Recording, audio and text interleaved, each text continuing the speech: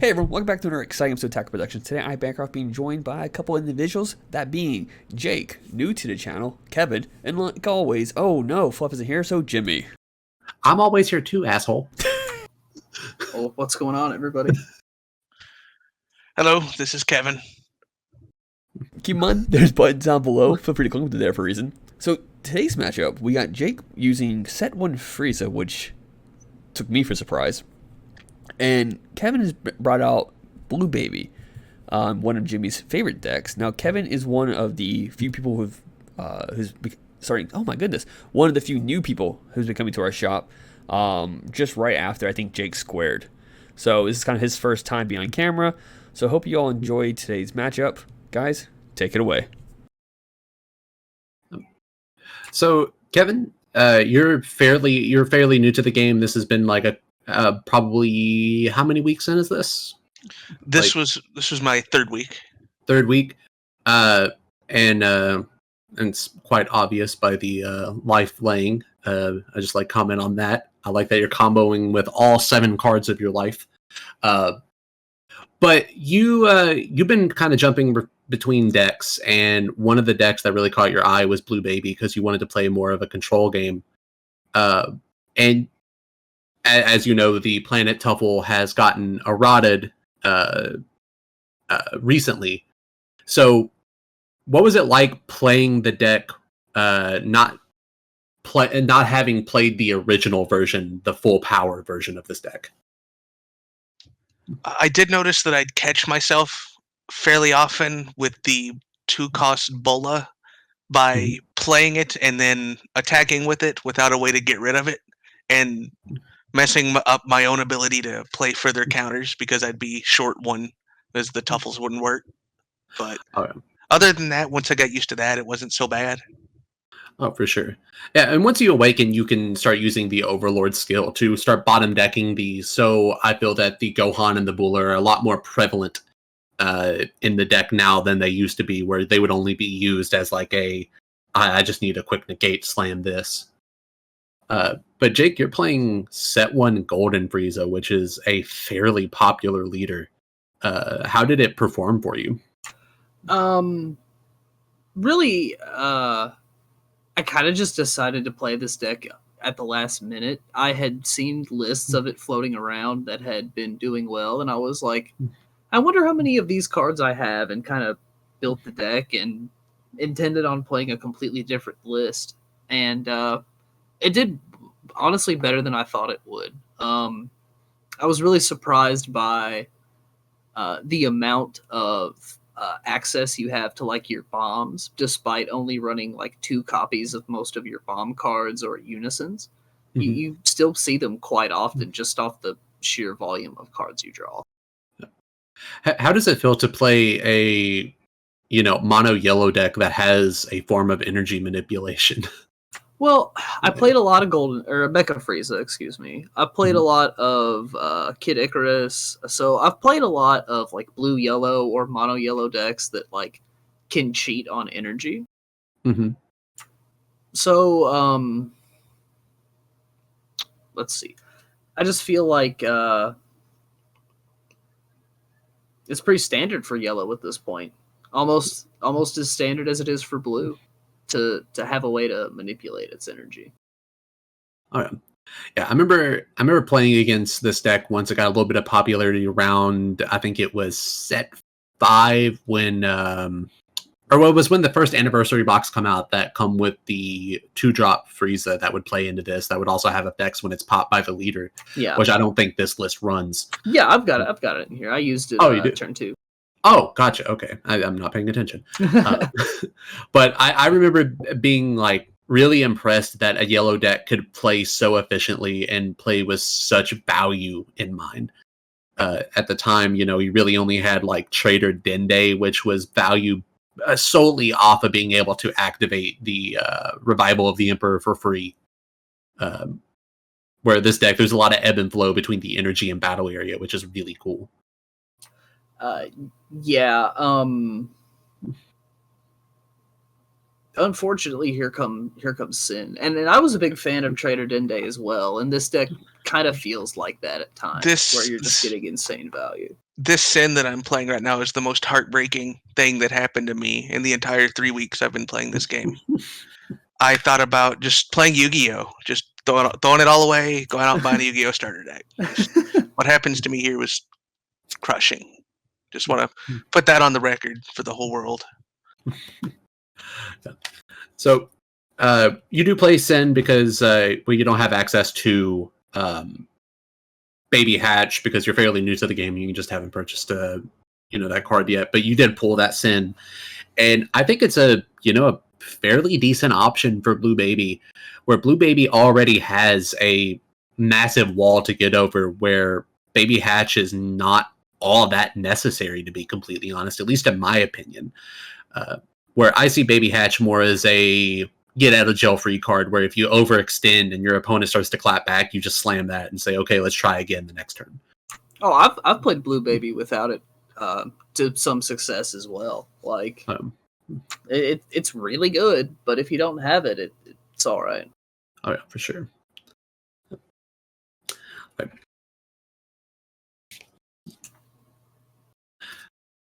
For me, this playing this matchup, I'm new. I've never played against Set 1 Frieza, and all that value and draw you were talking about earlier felt really oppressive, because it seems like I felt like I could counter one thing a turn, but there were 3 or 4 or 5 things coming at me each turn, and it just was like a treadmill of pain. Yeah, it's difficult to know which one to respond to, and here I actually messed up. I should have popped my other Frieza to like pick up the life and like keep going, but kind of locked myself out of my own turn here, unfortunately. But as a newer player, it's really difficult to know like what is the optimal card to counter, or what is the optimal way to respond to a particular situation.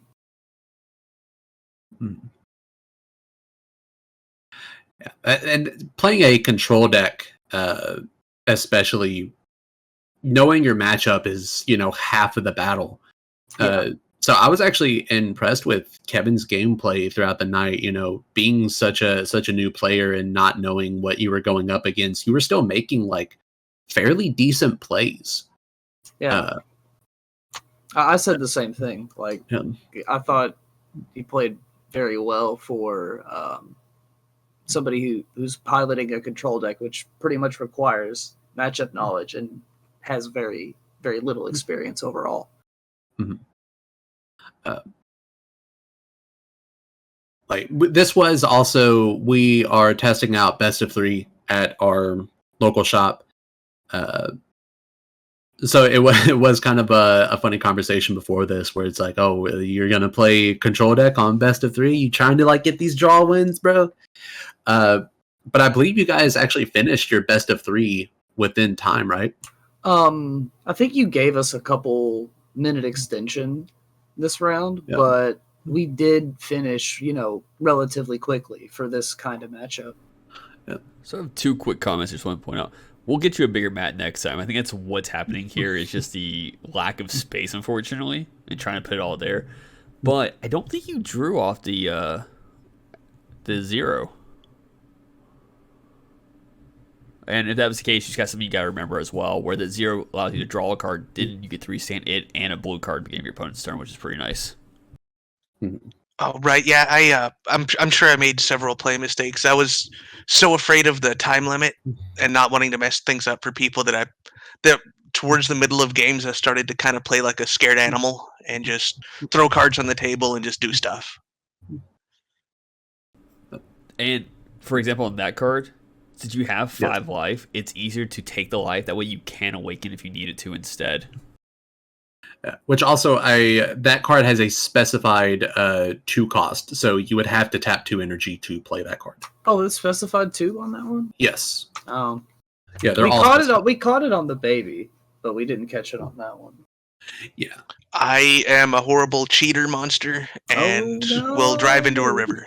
There's never been a misplay on this channel before. Yeah, never.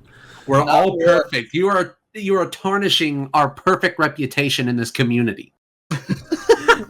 And I will mention that I choose to mess up on it a lot on purpose. Our actual phrase at the end is "read your cards, know your plays," and because we make mistakes, it happens. What does Fluff say? We make the mistakes so you don't have to. That's what he normally says. Exactly. Yeah. Getting some Doug Walker shit up in here, but Jake is really good at pressuring that unison, though. I think it's just he's played against it enough to know that. Yeah, I've been on both sides of that card a lot. Like I said in a previous video, it's one of my favorite cards in the game and probably my favorite unison. So I know how to play it. I know how to kill it. And in this version of my deck specifically, it's pretty much an insurmountable wall unless I can remove it.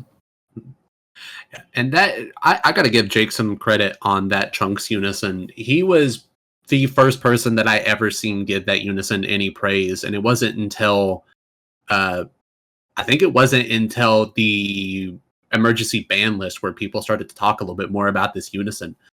But that is such a good tech against Blue that's playing that Majin Buu unison right now due to Buu having no way to remove that using its -1. So unless they want to burn counters on it, they're eating 2 markers on that. And then with a leader swing and a +5, that's 3 markers. Yeah, which is huge.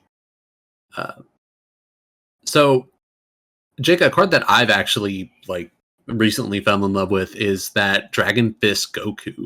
What are your thoughts on that in this Frieza list? Or just as a yellow staple? So this card is pretty good in this list in particular because you have so much energy manipulation. On turn 4 or 5, if you're unawakened, you can play multiples, if you have a unison out already. The problem with it is that Blue has a lot of ways to remove it, like the aforementioned Buu unison. Mm-hmm. And overall, I don't think it is a optimal boss card for this deck, but it is it is a really good mid-range battle card.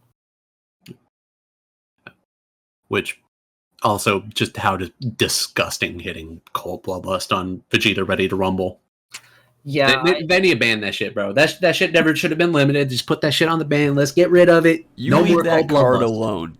Shut up, leave Cold Bloodlust alone, man. I have a special championship one, I think it is, the special hollow one. Yeah, I got the Crossworld stamp one. It's one of my favorite cards. It's the first card I ever won from an event, and I want that shit banned.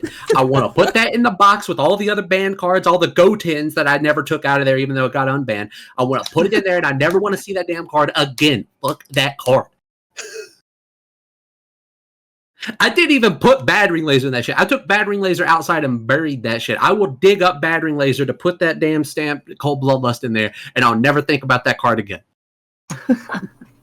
So a lot happened in that turn. You guys want to explain that?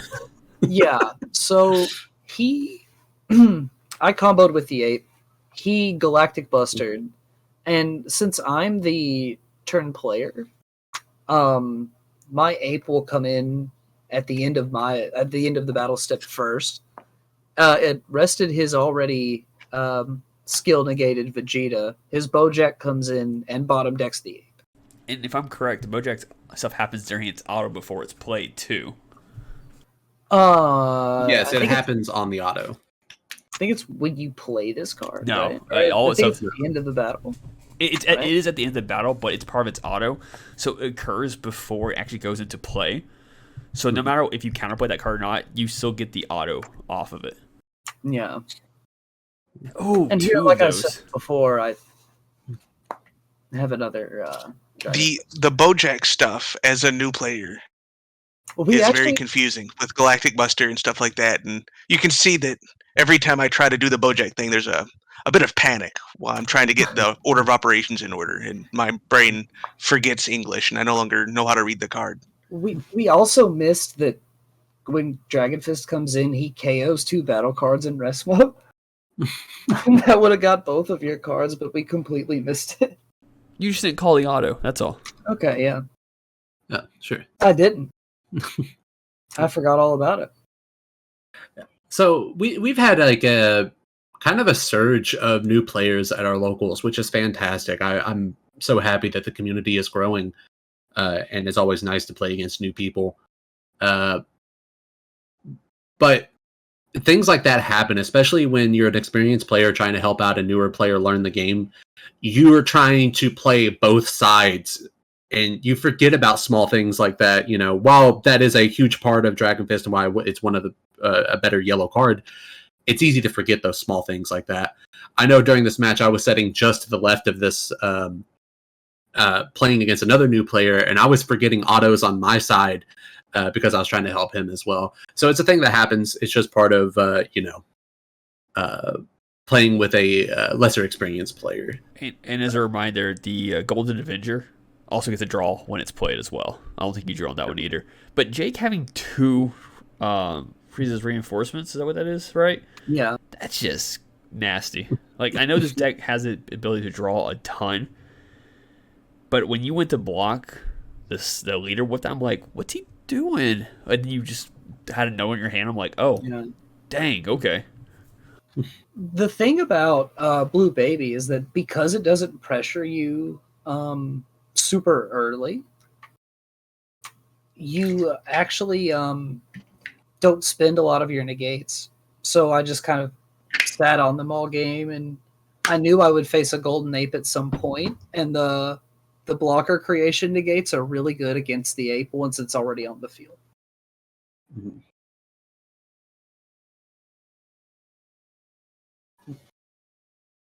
So you have this a sin of your own, which I think me and you are probably the biggest fans of that card. To be honest, I absolutely love that card. I still need to buy one for myself. I keep borrowing other people's in general. I think people just need to think about it more of like a spell and less of like a big boss monster, because that's how I think about it, and I'm generally happy with what I get out of it. It was probably my second favorite card in my future Gohan deck. Yeah, card's just fantastic. I do think that a lot of decks have better options for Secret Rare, but if you don't have access to those options, or you're trying to keep a complete mono yellow deck, I think that's the best Secret Rare for you. Because I've always equated it to playing sort of like a baby hatch in a way if you play it correctly. But besides that, talk about Lupine Predator, another one of my favorite cards. This card's actually supposed to be Divine Transformation Frieza, and I had lent mine out and needed a good 5-drop to end games with, and Lupine Predator came through right there, but it's typically not the best card against blue. It doesn't have a lot of protections. I think it has deflect, but it doesn't have a lot of protections once it's on the field, and blue's usually never tapped up, so you never really get the cost reduction. So most games against blue, I just row it if I see it, but I happened to pick it up off the super combo there. It's huge. And with that being said, thank you all for tuning in for today's video. Keep in mind, there's buttons down below and on the screen, and just remember, we mess up, so you don't have to, or we make whatever the phrase is, you know it. So you all mess up. We're seen perfect. You mess up as much as we do. Perfect. I did that on purpose. I'm trying to make you guys think I'm a bad player. Fair enough. With that being said, thank you all for tuning in. And if someone wants to do the outro, you're more than welcome to do it. If not, just bye. Fluff's not here because it burned when he peed, and he had to go get that checked out. So please leave your thoughts and prayers for Fluff in the comments. He did not get lost center this time, but it's probably the reason it burns when he pees is because it got locked in that guitar center for so long. Thank you. Just goodbye. To hold it for that long, man. Subscribe to Watch Mojo. Thank you.